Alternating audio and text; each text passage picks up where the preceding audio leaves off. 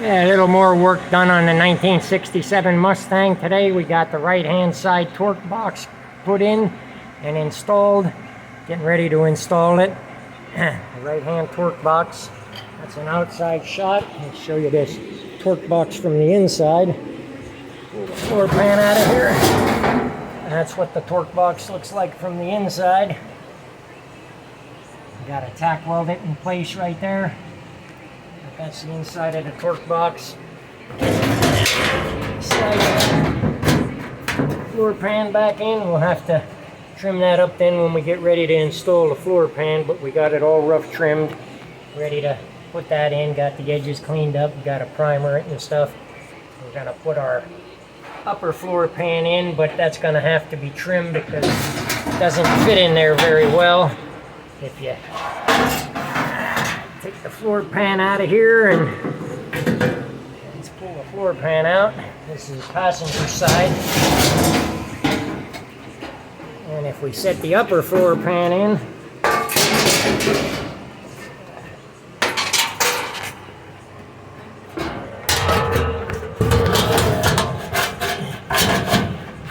set the upper floor pan in, and that's where the floor pan goes. But if you look up top there, you can see that don't fit very well. They didn't get that bend very good, and it doesn't fit in there. So I think what we're going to do is we're going to take a saw.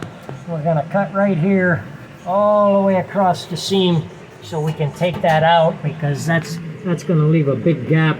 So we're just going to cut the top of that off and just put the pan in without that top piece. And then we have our corner down here.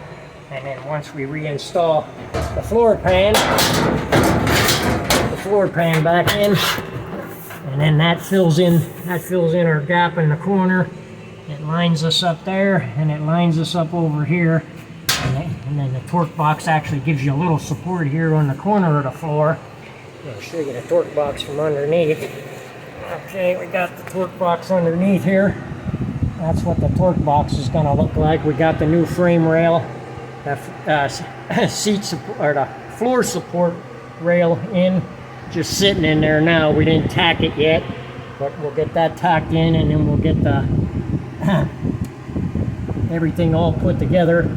But when you put the floor pan in, if you look up here, we got a big gap, probably about 3 fingers wide.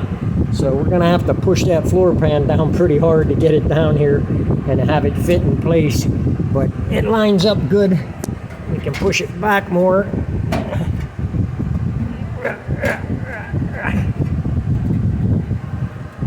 Yeah, we're gonna have to work on the fitment on that, man, because that one pan, you put that upper pan in, man, and nothing knocks everything out of whack. Nothing wants to fit right.